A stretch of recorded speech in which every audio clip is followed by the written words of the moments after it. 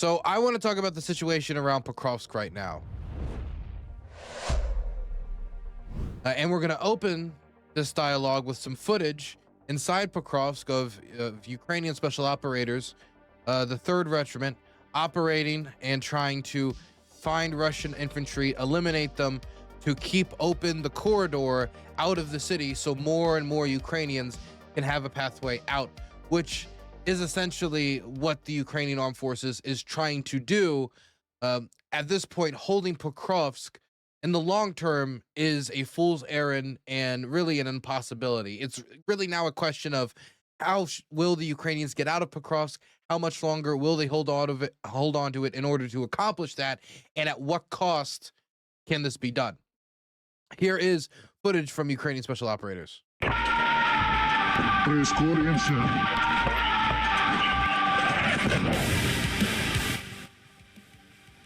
I'm gonna turn the music down, but they're getting fired upon. They're having to duck down. Getting into and out of Pokrovsk right now is almost entirely done on foot. While there are armored vehicles that are operating, there are ground drones that are doing medical evac. There are night bomber drones that have been dropping logistical supplies. When it comes to getting troops in and out of Pokrovsk, this is largely done on foot. This is because cars, moving armored vehicles are big targets. They can easily be taken out by FPVs and by other drones because they're easily spotted on a battlefield that is the most transparent in human history. You have more recon drones, more fixed wing and FPV drones and Mavic drones operating all across the front with tons of teams on communication networks telling people, I saw this here, this there, this there. And so they see 2 or 3 trucks trying to drag out a company of soldiers out of their position. It's going to be reported, and Russian FPV drones are going to try to move into position. Now, if you've got jammers and you've got drone nets along the major passageways of travel that have not been torn through by artilleries and mortars, so a drone can go in there and just wait along the line to strike you, go through the hole, or go through the hole and wait, stalk along the side of the road. If you have shotguns ready along the road to shoot down these drones, then maybe that won't matter. But the problem is that not every single truck has a jammer, but more of them have jammers than ever. But not every single frequency is going to be jammed. And even if you do get the major frequencies that are connecting to Russia antennas for the drones that are going after them, fiber optic drones are connected by a wire. And therefore, it kind of removes the entire equation for jamming out. And it just introduces, can you shoot it down or can you make it miss you? Unless you find some way to cut that wire, which I have seen done, but is extremely rare, and they found no way to repeat on a large scale. Nothing that is a tool that you can hand to all the teams to do that. So the jamming is not foolproof. There's also the problem that a lot of these strategies of putting up netting require you to not get blown up while you're putting the netting. Or, not only not get blown up while you're putting the netting, but to not have artillery come down and barrel huge drones. I mean, not huge drones, huge holes in the work you've done so that the drones can just go straight through it.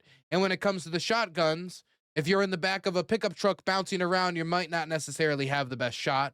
And you might not have enough infantry to line the roads in order to have shotguns and rifles to just shoot them down, as I've seen along many pathways to front lines. There are teams that wait by the road just to shoot down the drones, trying to strike those putting up the nets, and to try to strike trucks moving along routes where they don't have nets.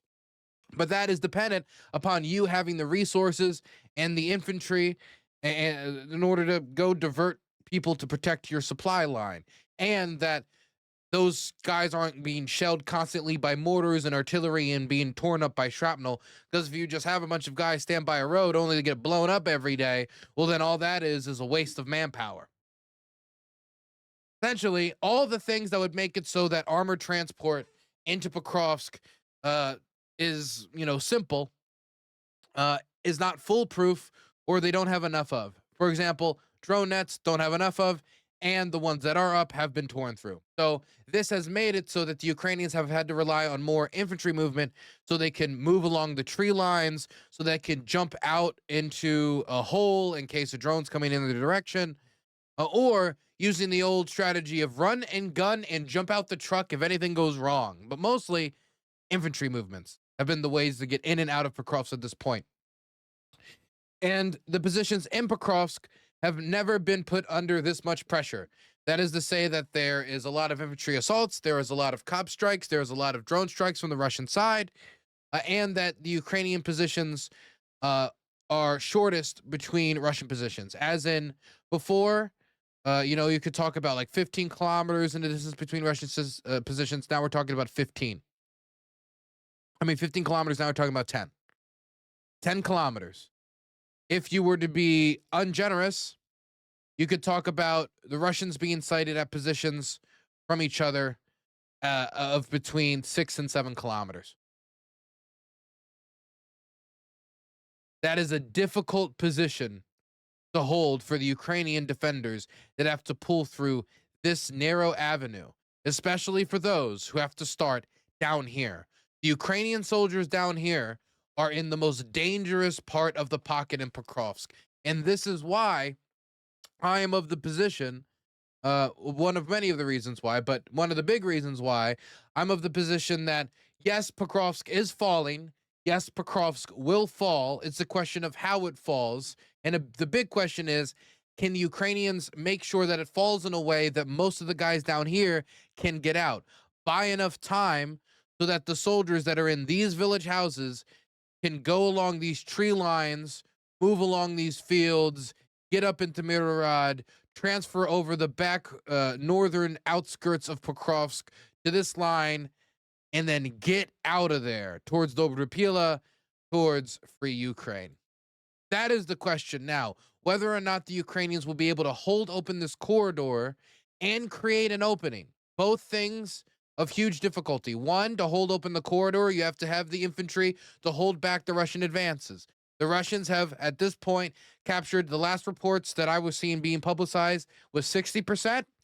But at this point, I think it would be more realistic to talk about the Russians controlling roughly 80% of the city. Roughly 80% of the city. I think maybe it's a little flesh between 70 and 80%. There's some gray zone in between. Control might be the control at most of the day, but the Ukrainians are able to dash through at this hour, at this time. But when it comes to controlling the city, they control not only the majority of the city, they control the vast majority of the city. They control essentially all of the south, with some Ukrainians able to do operations, but that will not be lasting for much longer. And most of the Ukrainian positions now are in the north. Both of those that are in the gray zone, Ukrainian positions, and those that we know for sure are still Ukrainian positions, and we don't think are going to fall in the next few days. And the best way to find this out is you can see exactly where the Russians are operating by Ukrainian drone footage. You can see this from the 425, that they are striking Russian units up at the northern point of Pokrovsk. You could see that over here, next to the field where the Ukrainians have landed military intelligence special operators, GUR operators, and helicopters. One of the three Black Hawk helicopters that exist in Ukraine, dropping the soldiers off so they can continue to try to hold open this corridor. Because this building right here, this collection of buildings right here, holds a lot of the key as to whether or not they're going to hold open the corridor long enough, the majority of their forces that are still in Pokrovsk, to get out of Pokrovsk. Because the line between here and the Russian lines is quite narrow. We're talking about 7 to 8 kilometers. This is within artillery range. This is within FPV range. This is within night bomber range. And most of these Ukrainian positions can even be within mortar range for many mortar systems. So if that's the position they're in at this point, down here, where Russian positions are divided by another 7 kilometers, it's just corridor through corridor through corridor on the entire way out. And while you're making these movements, you're going to be harassed by night bombers dropping bombs in your positions, Mavics dropping grenades on your positions, FPVs ramming RPGs and thermite bombs and incendiary bombs in your position, artillery throwing shells at your positions, mortars throwing shells at your positions, and of course, ever-present infantry assaults supported by grenade launchers. When I say grenade launchers, I mean these kind of grenade launchers to fire boom, boom, boom, boom, one after the other, and can be aimed at an angle and throw it a few miles away, which are certainly being thrown from the southern point down here. And so they have to deal with all those threats on foot to get through these corridors. And that is the task for the Ukrainians. And that is why they're spending so much time in Pokrovsk now, not because they want to stay there all day and, the Ukrainian positions in Pokrovsk must hold, and it is the city of Cedric, and it must hold no matter what. No, it's because at this point, if they want those soldiers to get out, they have to hold. They have to deploy more infantry. And we talked about this on the show before. They have to deploy more infantry to hold the line so that they can create an opportunity for Ukrainians to fall back from the line. And that's going to be a difficult task, both to hold open this corridor and to create the opportunity to make your great escape. So, I mean, the Ukrainians are going to need all the luck that they can get, because right now, Ukrainians face the difficult prospect of being destroyed by the Russians if they're encircled, or having to surrender. With a video in northern Pokrovsk, you can see how far it's gotten. The Russians have captured prisoners of war in the north of the city. We have the video pre-screened. Let's show it on screen now. Here is a Russian Maverick that has a camera on it that is recording above northern Pokrovsk, and as the Russian infantry is crawling further and further into the north of Pokrovsk. And down over here, a Ukrainian gets stranded from the rest of his team, where he is surrounded by Russian forces. He is outnumbered by Russian forces, and instead of making some last stand or making a break for it that would almost certainly fail, he informs the Russians that he would wish to surrender. And you can see at this frame right here on the left, on the north left here of the frame, a Ukrainian soldier raising his hands to surrender to the Russian soldiers who have come to meet him. So there are Ukrainian soldiers that are surrendering on the streets of Pokrovsk because they are getting stranded. And the Ukrainians don't want to face that situation either with the death of those soldiers, because even if you surrender, that doesn't mean you will live. For all of the Ukrainians that have bravely held these lines, you don't want the light at the end of the tunnel for all these people who have held these lines through hell. Pokrovsk has been pushed more and more and more and more. They haven't deserted. They haven't abandoned their posts. You don't want that to be some order to last stand or surrender. So the Ukrainians have to create that opportunity. And then they pull out, and they have a new defensive line in the north of Pokrovsk, in northern Donetsk, regrouping probably around Dobrapila, where the Russian penetration 10 kilometers to the north happened not too long ago. But now, if you look at where the penetration happened, I mean, there's not much left of it. But there's also not much left of Ukrainian positions, Pokrovsk. I do want to say that the manpower crisis is acute, and that has helped lead to the situation we find ourselves in today. And I wanted to give you guys an example of the acuteness of this manpower crisis to show you the type of things that are being idealized and are showed in a positive light because of the circumstances of the war. So what you're looking at right now is a post by the deputy of Zelensky's office. So essentially, this is somebody who is the deputy head of the office of the president of Ukraine. That's the official term, but he's deputy of the president of Ukraine, his office. And he made a post about these two soldiers right here. Now, this is Alexander Alexino and Alexander Tishayev. These two men were on the Orihiv axis. We have been on Orihiv, on that axis on this channel before, for the artillery documentary that was filmed almost 2 years ago. 2 years ago now, during the end of the 2022 attempted counteroffensive. We filmed on that axis, and we filmed on that axis, I think, one more time since then. Well, these two men dug up into a position on that axis for 165 days continuously without rotation. 165 days. And the way this is described is it is described in a heroic manner. Mind you, this is an achievement of human will.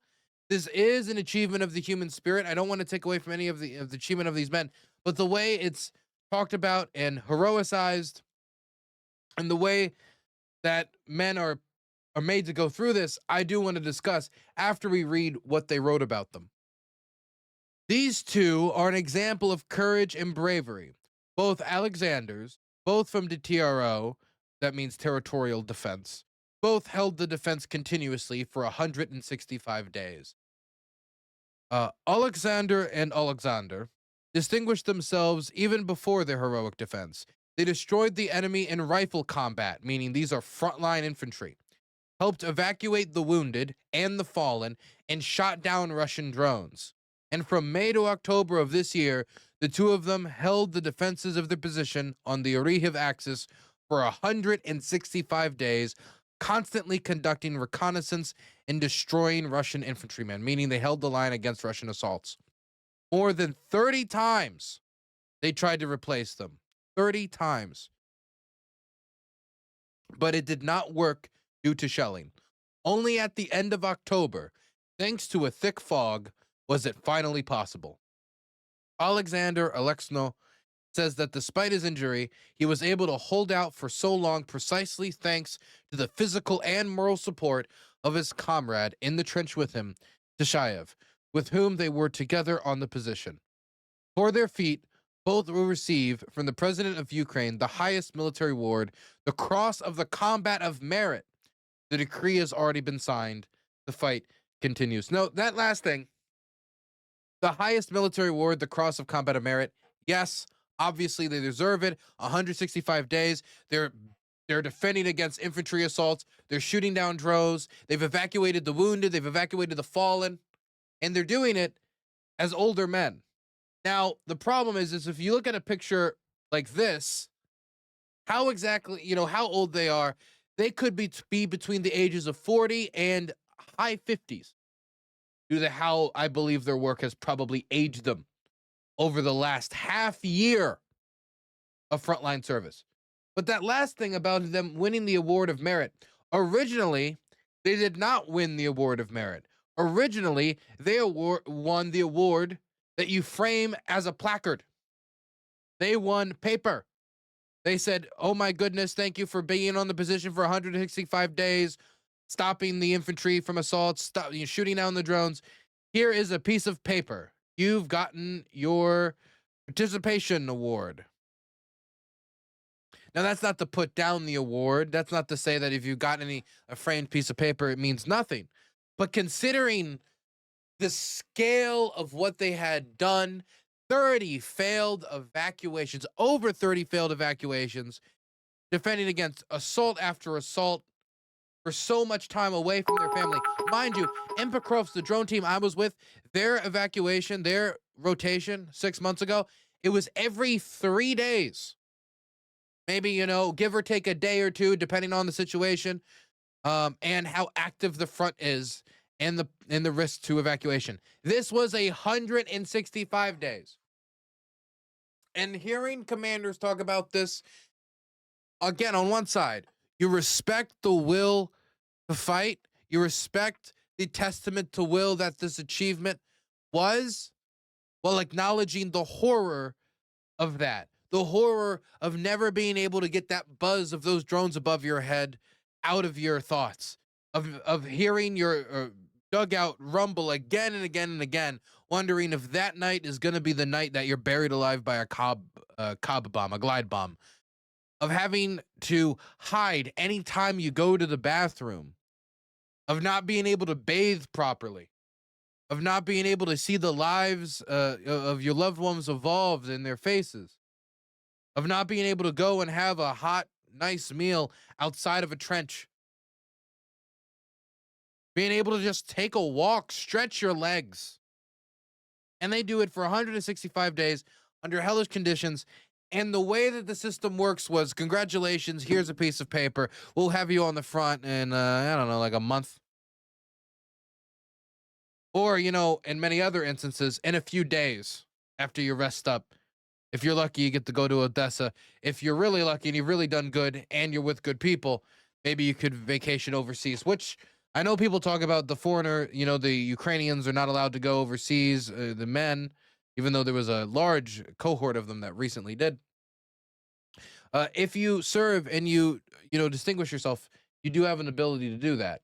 Either way, the system, as it immediately Burns is approached an their achievement, immoral, morally corrupt, treated it bankrupt man. as this is something that happens, which is true. The sad reality is, even though this is particularly impressive, this type of story is not uncommon. This type of story I have heard before, and that is due to two reasons. Number one, the manpower shortage. The Ukrainians need more infantry. They need more men to hold the forward operating positions. They need more people to replace those who have been volunteering since 2022 and deserve rest. But until there is somebody to give those people rest, they cannot rest. Maniac Shade, thank you so much for the primer. And then there's the other motivation, which is the physical motivations of the war, the ebbs and flows of the war. Those who stay underground survive the longest. Those who hide live. Those who show themselves die. And so that motivates you to move above ground as little as possible. The majority of my time spent in Pokrovsk was underground. Very little time was spent above ground. We spent a few hours, and those hours were the most dangerous because of the risk of drone spotting us, of the risk of them killing us above ground, of them seeing us go back to our position and smashing our position with a glide bomb, of some stray shrapnel hitting us, of us getting stranded somewhere. There's a bunch of different risks that we could, of us landing on some mine, like stepping on some mine that the Russians dropped by a drone, pre-mining popular routes for foot movement for soldiers or civilians. And so those who survive tend to be underground. Now that isn't foolproof. As I said, a Kabob can slam into your position and then you can be crushed alive. Your position can't be overrun by infantry if, there is a breakthrough, or if there is some sort of penetration, or if there is, the lines get overrun a little bit. But either way, in that position, you are much more likely to survive. And so there is an incentive to keep people underground as long as possible, especially if you have a manpower shortage and you want to save as many lives as possible. So rotating is dangerous, movement is dangerous, minimize movement. Less rotations, less problems. And so there's more of a motivation, even if it grinds upon the spirit of the soldiers in those areas where it is too risky to regularly rotate. And even in areas where you can regularly rotate, but it comes with a significant risk, there is motivations to keep soldiers on position for longer periods of time in areas of risk, and or basically rotate them almost never in areas of extreme risk. And these two people on the Arihiv front, as the Russians have put more and more pressure on that axis to try to stop troops from being able to be diverted elsewhere, they had to bear the brunt of that. They had to bear the brunt of what the style of warfare is, combined with the manpower shortage, which puts quite a lot of pressure on the shoulder of men like this.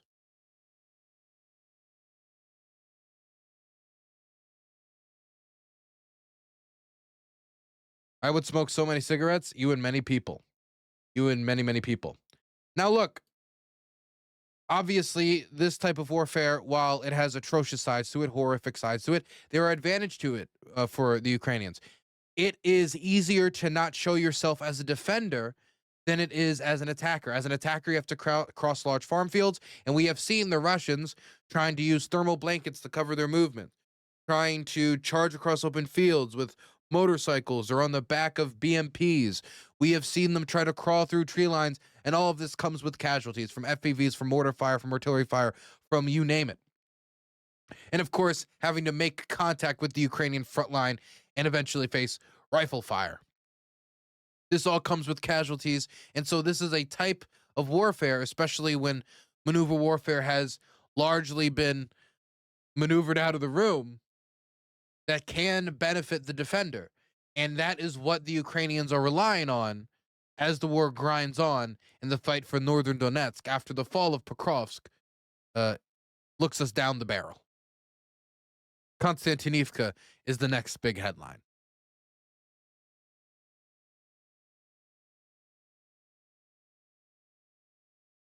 Also, I don't know if you guys saw this, but Kramatorsk, the famous Kramatorsk train station, its line back to Kiev has been stopped for, and I quote, an indefinite period As the Russians advance closer on the Konstantinivka front, they fight for Limon and they fight for Seversk, and they're pushing on the Pokrovsk front, and they push towards Kramatorsk from every direction.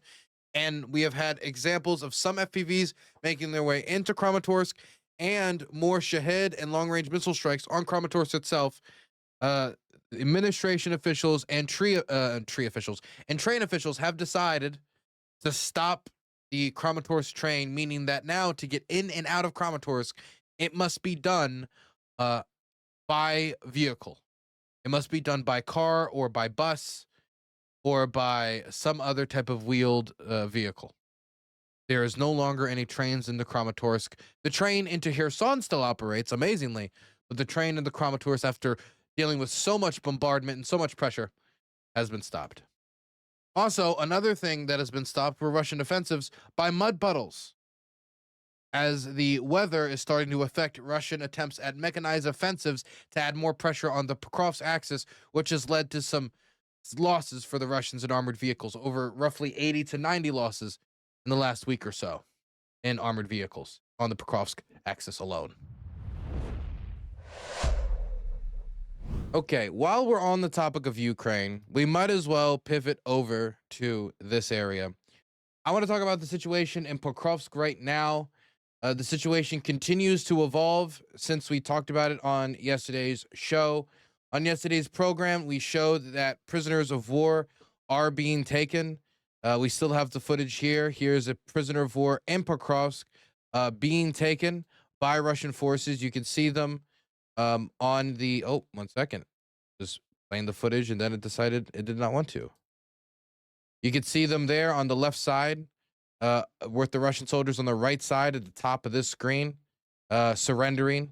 This was in northern Pokrovsk, so this was towards the top of Pokrovsk, to just show you the idea of the situation in Pokrovsk right now, which is extremely dangerous. The city has been torn to shreds, and there is daily street-by-street combat with Russian soldiers and Ukrainian soldiers ambushing each other, with the majority of the city at this point controlled by the Russian army, and where the majority of Ukrainian positions have been pushed to the north of Pokrovsk city.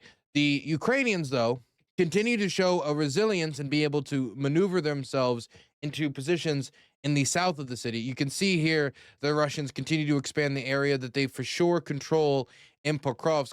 But the Ukrainians released a YouTube video, specifically the 425th, released a YouTube video of their infantry traveling all the way down into southern Pokrovsk, central Pokrovsk, south central Pokrovsk, in order to put up a Ukrainian flag outside of the Pokrovsk City Council building, showing that the Ukrainians are still able to maneuver forces into the center of the city, showing that the Russian control of everything south of the railway, which the Russians boast about in the reports right now, might not be so concrete. Here is the footage that they posted on their YouTube channel. Останнім часом противник поширив інформацію the enemy has spread information that the city of Pokrovsk is completely under their control. І інформація про те, що на міській раді в населеному пункті Покровськ вони підняли свою ганчірку, так скажемо, прапор. Але інформацію ми спростували. Було задіяно 210-й та перший штурм. And then they show their soldiers going down the city streets, and man, can I say, driving around in a vehicle on the streets of Pokrovsk, even getting in and out, crazy enough. But to see vehicles driving around those roads trying to get men to positions, oof, difficult job. Your priority is speed with a vehicle like that. That seems to be them blowing up a Russian vehicle. Тщательно дивіться друг друга, обмацуйте, щоб не було кровотечі, бо зразу в шоці можна нічого не почувствувати, як прийняв. Мінус 300. Красавчики, молодці, мужики. Попри ураження машини так званим ждуном, групи зайшли в місто. Рух груп мав відбуватися непомітно та вулицям з найбільшою кількістю It looks like, wait one second. Is that a Russian vehicle or is that a Ukrainian vehicle? I don't know what it is. No, it is a Ukrainian vehicle. They put a Ukrainian indicator over. I assumed it was Russian because when he said 3 minus, I thought they were talking about those in the car. Званим Guess ждуном, not. групи зайшли в місто. Рух груп мав відбуватися непомітно та швидко, тому обрав маршрут по вулицям з найбільшою кількістю дерев та укриттів. По дорозі, звісно, ворог Along the way, of course, there was enemy. They were neutralized. Хлопці вигрузилися. Anyway, you can see the city and the suburbs surrounding it torn to shreds by artillery, torn to shreds by the fighting, and eventually these infantry making their way down, fighting Russian infantry as they go further and further into the city center before eventually getting to the city council building where they raise their flag. Now, what does this mean? Does this mean that the Ukrainians control the city council building? Well, it means that they controlled it at the point of filming. It means that the Ukrainians still have the ability to maneuver forces down into the city center if they wish to put them in harm's way, because they will be engaging in street combat with Russians, small arms fire, grenades, FPVs, artillery fire, and all of the such. But it shows that the Ukrainians are still able to maneuver down there. And so when we talk about reports showing that 80% of Pokrovsk is occupied, sometimes, I think that 20% of that 80% might be a little gray, where the Ukrainians keep showing up and the Russians might have to play some version of whack-a-mole, as the Ukrainians have to do as they stumble upon Russian positions in the north, as they are fighting Russian positions that have been discovered in the most northern suburbs of Pokrovsk. Besides that, I think another thing that I want to show you guys is, one second, here it is. Where is it? Here is footage inside Pokrovsk where you can see a Russian vehicle inside the city itself. Now, there's nothing particularly fancy about this vehicle. It's just a transport vehicle. But what's interesting about this vehicle is the fact that they're using vehicles to get into Pokrovsk at this point. Because up until recently, the Russians had been entirely entering the city of Pokrovsk through infantry walking, infantry movement on the ground, boots on the floor. And the reason being that if you're driving around in a vehicle and the Ukrainian strategy is largely reliant on FPV drones, you are a giant target for FPVs. You're going to get spotted by a recon drone. And then once you are spotted by a reconnaissance drone, the Ukrainians are going to send an FPV drone to your location to take you out. Now, if you have jamming on your equipment, your jammers, that might help you. It won't help you against a Ukrainian FPV drone that is tied with a fiber optic wire, but it will help you for the rest and the majority of FPV drones if you can get the signal. But still, if they, A, are fiber optic wire, or B, you haven't jammed the signal, or C, you jam it, but it's too late and the FPV is already headed in your general direction, you're going to lose your truck. And so the fact that the Russians feel safe enough or crazy enough, or a combination of both, to bring their vehicles into the city is interesting. You can also see here that the Russians are moving anti-vehicle traps, tank traps out of the way to make pathways for vehicles to come into the city in the future, both to support Russian positions in the city logistically so they can better transport water, food, and munitions into the city so they can finish its occupation, but also so they can transport infantry to the city, because, they need to get it in fast if they're constantly being grinded down. And with the type of offensive pressure that they are applying, they are being grinded down. I wanted to give you guys a report also from a airbase in the Donetsk region, in Donetsk airport. So in the Donetsk airport, which has been occupied by the Russians since the start of the war in the Donetsk region, they have a UAV strike center. So essentially somewhere where they have a lot of munitions for UAVs and from which they can launch UAVs. It's a strike position. And this position has been known for a while, but it has not been striked. Now, some might say, oh, it hasn't been striked because maybe there's not enough munitions going around, or any number of reasons to speculate could have been thrown out as to why the Ukrainians did not strike it.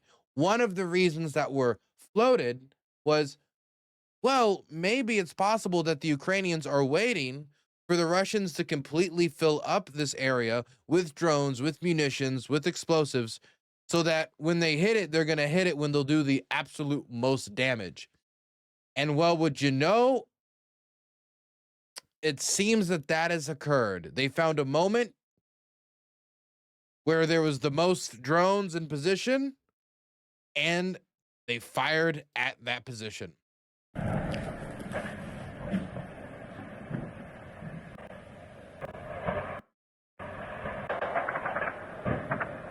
And you can hear all of the ammunition and logistics firing off, which the supply of explosive material, the supply for these drones, and a lot of the launch systems that were also destroyed, those are probably going to be most painful for Russian forces. Oh my gosh, look at that. Wow. Yeah, no, that's ammunition storage.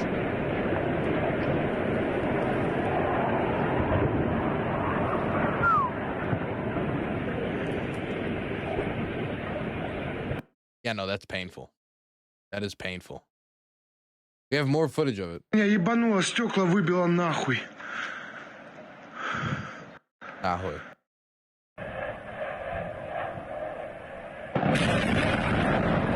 Oof. Anyway, bad time for UAV command in the Donetsk region, in occupied Donetsk.